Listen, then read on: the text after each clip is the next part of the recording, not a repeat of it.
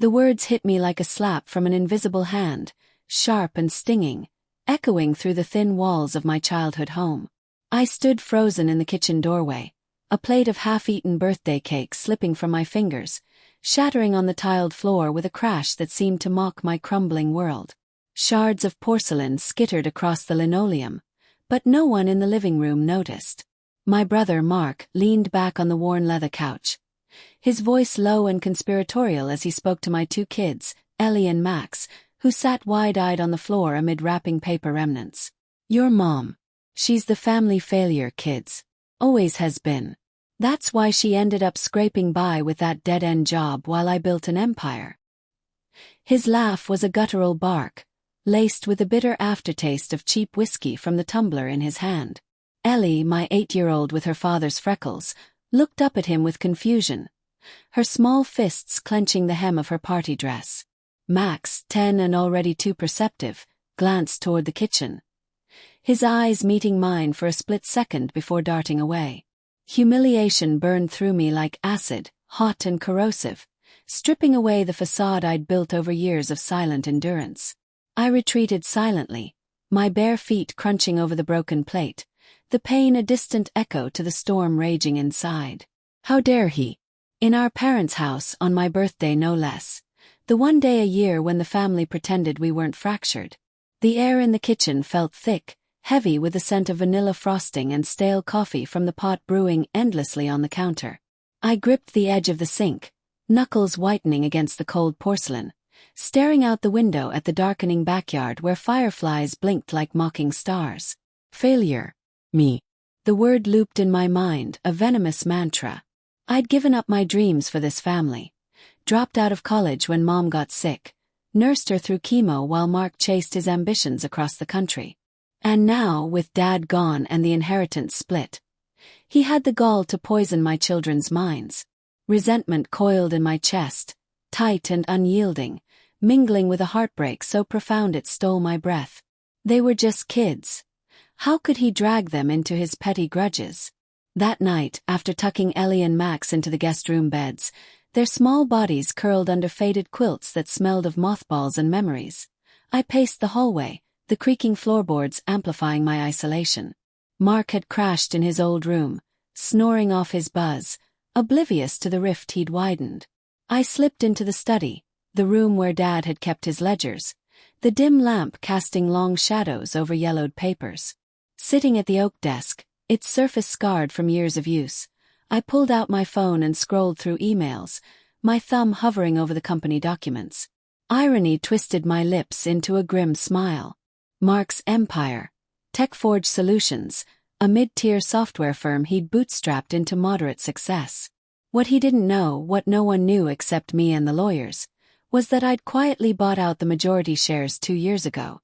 It started as a safety net. After Dad's death, I'd invested my inheritance wisely, snapping up undervalued stock when Mark's company hit a rough patch. He thought he owned it outright, but the holding company I controlled held 51%. The power hummed in my veins like electricity, a secret weapon I'd never intended to use. Till now. Denial crept in first, a soothing whisper. Maybe he didn't mean it. Maybe it was the alcohol talking, the old sibling rivalry flaring up. But as I replayed the scene in my mind, the way his eyes gleamed with malicious satisfaction, the kids' innocent faces absorbing his poison, anger surged raw and primal. I imagined confronting him, screaming until my throat ached, watching his smug face crumple. Fantasies bloomed, storming into his office, revealing the ownership papers, firing him on the spot. But doubt nipped at the edges. Would that make me the monster? Ellie and Max adored their Uncle Mark. He spoiled them with gadgets and stories of his adventures. Guilt twisted like a knife. Was I overreacting? Hadn't I failed in some ways? Divorced, struggling to make ends meet as a freelance consultant while raising 2 kids alone. I shoved the thoughts down, obsessing over the details. The company was his life. Losing it would break him. And wasn't that justice? The idea took root, slow and insidious like ivy creeping up a wall. The next morning dawned gray and oppressive, rain pattering against the windows like impatient fingers. Breakfast was a tense affair in the sunroom, the glass walls fogged with humidity, the air thick with the sizzle of bacon and unspoken words. Mark sauntered in, hair tousled, flashing his trademark grin that once charmed investors and now grated on my nerves. "Morning, sis. Kids, ready for Uncle Mark's famous pancakes." Ellie giggled, but Max shot me a wary glance, his fork scraping the plate with a metallic whine. I forced a smile, my voice steady despite the tremor in my hands as I poured coffee. "Sounds great. Hey Mark, how's the company doing? Any big deals on the horizon?" He launched into a boastful monologue, detailing a potential merger with a Silicon Valley upstart. His gestures animated, coffee sloshing in his mug. I nodded, listening intently, filing away every detail, the names of board members, the vulnerabilities in his supply chain.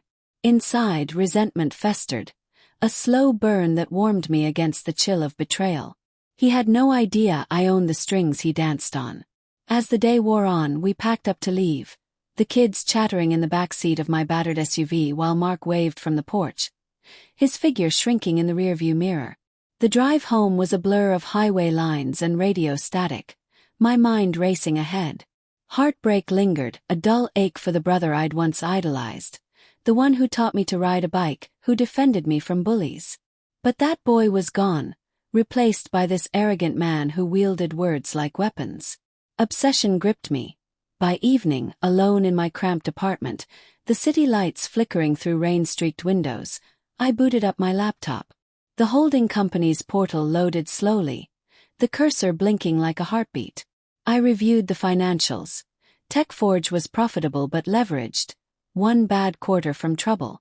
A strategic nudge, delaying payments, whispering doubts to investors, could unravel it. Moral conflict gnawed. Was this revenge or self-preservation? He'd humiliated me in front of my children. What if they started believing his lies? Cold resolve settled, heavy as lead. I'd play the long game, subtle at first, letting him feel the noose tighten without knowing who pulled the rope.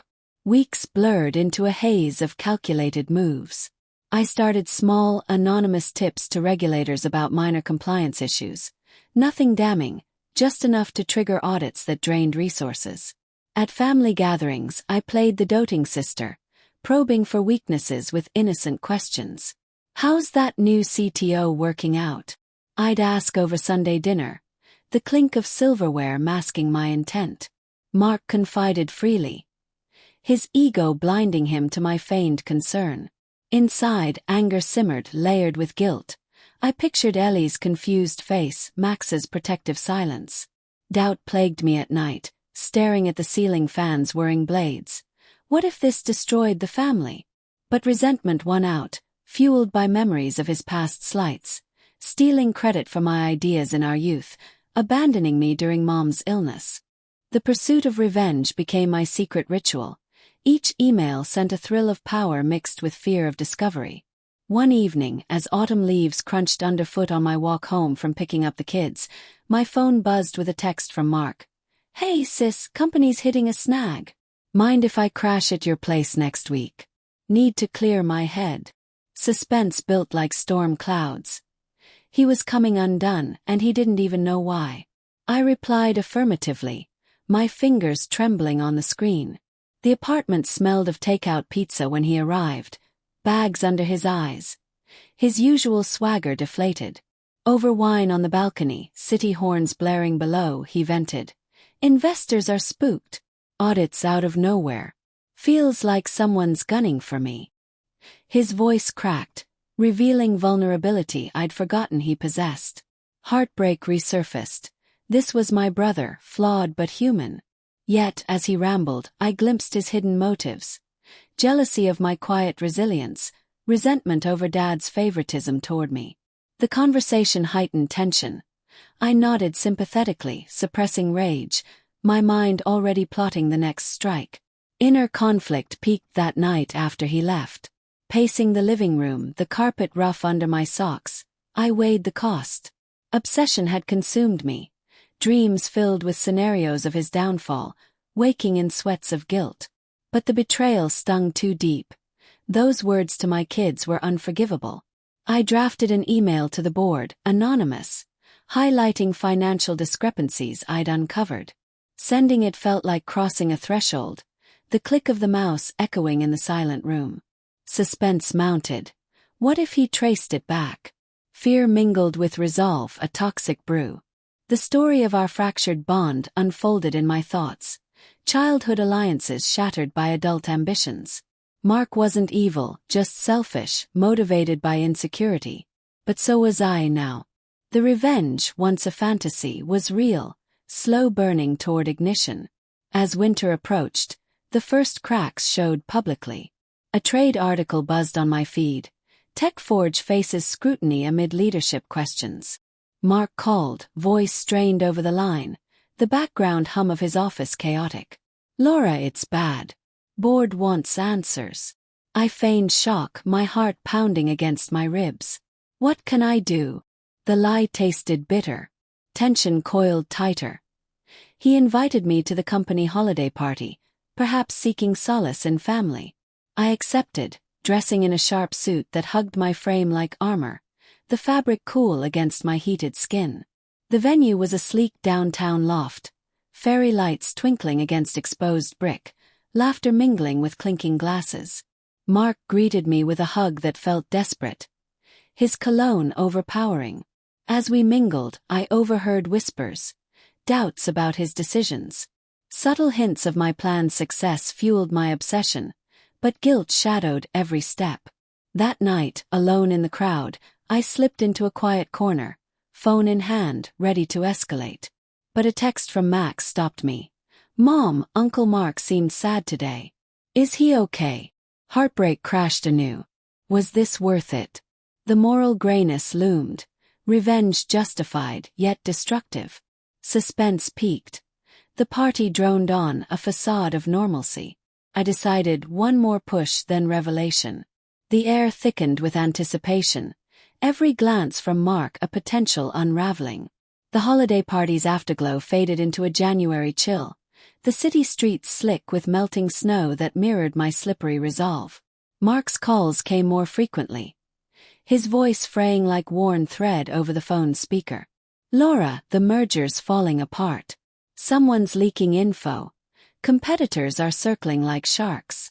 I murmured sympathies from my kitchen table, steam rising from my mug of black coffee, its bitterness a match for the resentment still smoldering within. But now, obsession intertwined with doubt. Each conversation revealed layers to his character, the driven entrepreneur masking a boy terrified of failure, much like our father. Guilt gnawed deeper, a persistent ache. Yet the image of him poisoning my kids' minds propelled me forward. The plan evolved. Not outright destruction, but a controlled burn, forcing him to confront his betrayals. I ramped up subtly, using my ownership proxy to influence board votes anonymously. Emails flew under pseudonyms, highlighting Mark's risky expansions, the numbers I'd crunched late at night while the kids slept. The apartment's silence amplified my inner turmoil. Fantasies of justice clashed with fears of irreversible damage. What if Ellie and Max learned the truth? Would they see me as the villain? Moral conflict raged. Revenge felt gray, a shadow play of right and wrong. But humiliation's scar throbbed. Family failure, echoing in quiet moments. I visited the old house, now empty save for echoes, rifling through Dad's files for leverage. Yellowed letters revealed hidden motives. Mark had borrowed from family funds without asking, fueling his startup. Betrayal upon betrayal. My anger reignited, cold and focused. Suspense built through February's blizzards. The world muffled under white blankets while my world sharpened.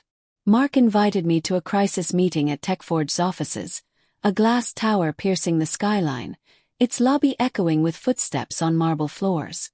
Sis, I need your advice, he pleaded over lunch in a sterile conference room, sandwiches untouched amid spreadsheets. His eyes, bloodshot, searched mine for reassurance. Dialogue flowed naturally, laced with tension. Laura, remember when we dreamed of running a business together? Now it's crumbling. I nodded, suppressing rage. What went wrong? He confessed fragments. Overextension ignored warnings. Unaware I was the architect. Inside, heartbreak for our lost bond mixed with resolve. This was poetic, him seeking solace from his undoing. As spring thawed the ice, the company's stock dipped. Headlines screaming instability. Mark's visits to my apartment increased. His frame gaunt, the scent of stress sweat clinging to his clothes. One evening, rain lashing the windows like accusations. He broke down on my couch, kids in their rooms pretending not to hear. I might lose everything, Laura. The boards calling for my head. His voice cracked, revealing suppressed guilt.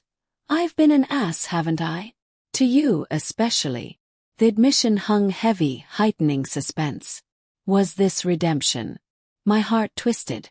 Layers peeled back, showing his motivations rooted in envy, Dad's praise for my sacrifices over his achievements. But resentment held firm. Words to children couldn't be unsaid. I feigned support, offering vague advice while plotting the finale. Obsession peaked. Nights blurred into research, sensory details vivid. The glow of my screen on my face, the tick of the clock marking time's inexorable march. Fear crept in, exposure could ruin me too. Yet the pursuit demanded closure. I arranged a family intervention, luring him to a neutral cafe. Its wooden tables scarred like our history, aroma of espresso grounding the surreal. Over steaming cups, I revealed partial truths.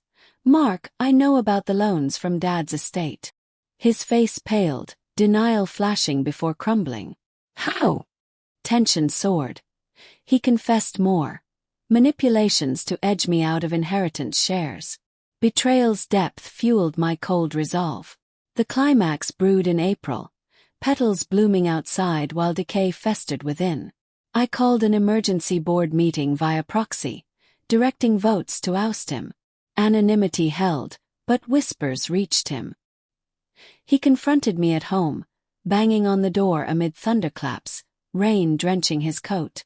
Laura, open up. I know it's you. The kids huddled in the hallway, eyes wide with fear.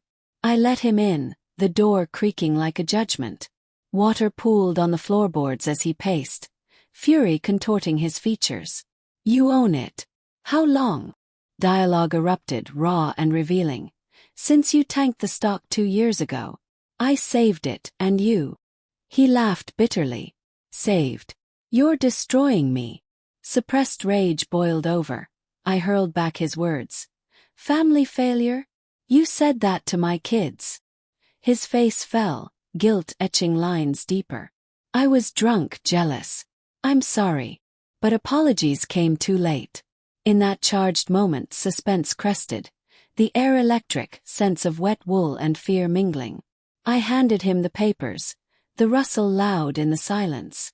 Resign, or I'll expose everything. Moral grayness enveloped us. His motivations, insecurity, ambition, mirrored mine. He signed, trembling, the pen scratching like claws. As he left, shoulders slumped, a twist unfurled. Laura, I started the company with your ideas. Stole them from your old notebooks. Shock jolted me. Poetic justice soured into mutual ruin. Heartbreak finalized. Revenge tasted ashen. In the aftermath, TechForge stabilized under new leadership, my ownership secret no more. I sold shares profitably, but the victory hollowed me. Ellie and Max, sensing the shift, asked questions over dinner, their voices tentative amid clinking forks. Is Uncle Mark okay? Guilt resurfaced. I'd protected them, yet scarred the family. Mark vanished to a smaller town, rebuilding modestly, occasional texts hinting at remorse. Obsession faded, replaced by reflection. Raw emotions cycled through, from anger to tentative forgiveness. The story closed on a summer evening, fireflies dancing as in that fateful night. Sitting on the porch with the kids, their laughter a balm, I pondered the cost. Revenge delivered justice, but with unexpected consequences. A brother humbled, a sister forever changed. The twist lingered. In pursuing vengeance, I'd become the mirror of his flaws, morally entangled in the web we'd woven. Yet resolve remained. Betrayal's wound healed, but the scar reminded me of power's double edge.